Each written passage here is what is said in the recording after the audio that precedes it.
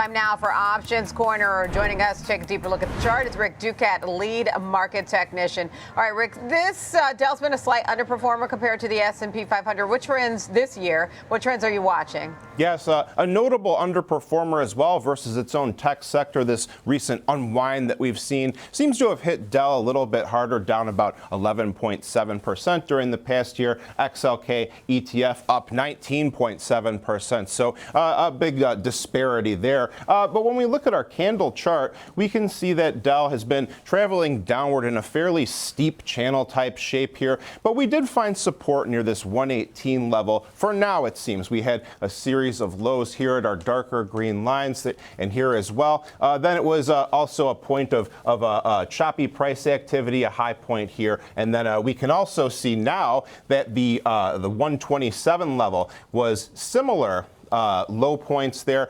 So that's the point now at which we would be looking to break out and eventually recapture this area near 144. When we do look also at our moving averages here, we have crossed above the confluence of our 251 and 5 days, so our weekly and yearly exponential moving averages here. Those come in together right around 124. They coincide as well with our trend line, so we're seeing a breakout beyond a few technical factors here. Our 63 and 21 day EMAs there, those come in around 136, 137, so that could be another area to watch. Notice as well that RSI has not only crossed out of the oversold area, but has broken its own accompanying downward sloping trend line. So we have a momentum breakout as well as price. When we look at volume, we can see that price is still kind of stuck here around our point of control area near 124, the heavy trading area. So if we were to move higher, then the next area of interest would be up here near 150. Things really start to thin out beyond 155 though. So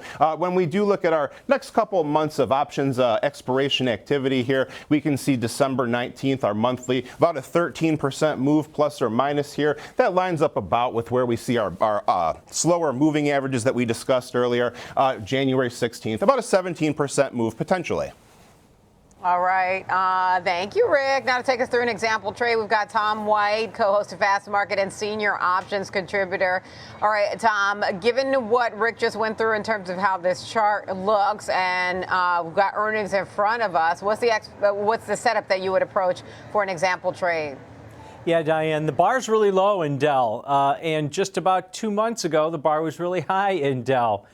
So the AI trade that's been going on, the rotation out of some of these names, it's really taken a hold here. Now, the stock's rallied the last 2 sessions. It bounced off its 200-day simple moving average, which it hadn't been below since late April. So that might have acted like a little area of support. The option market's pricing in about a plus or minus 7% move in the shares, about $9 either way. And as I mentioned, the bar's relatively low on this one. RSI is ticking up a little bit, but was just oversold on a technical basis.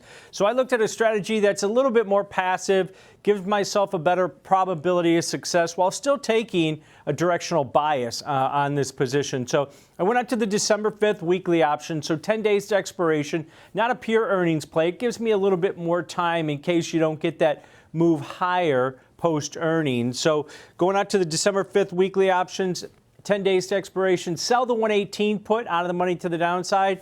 Then against that, because we want to stay risk defined going into earnings, going to buy the 113 strike put, short $5 wide, neutral to bullish put vertical, collecting roughly about $1.40 credit. If the stock opens up here just below 125, it's a little bit weaker in the pre-market.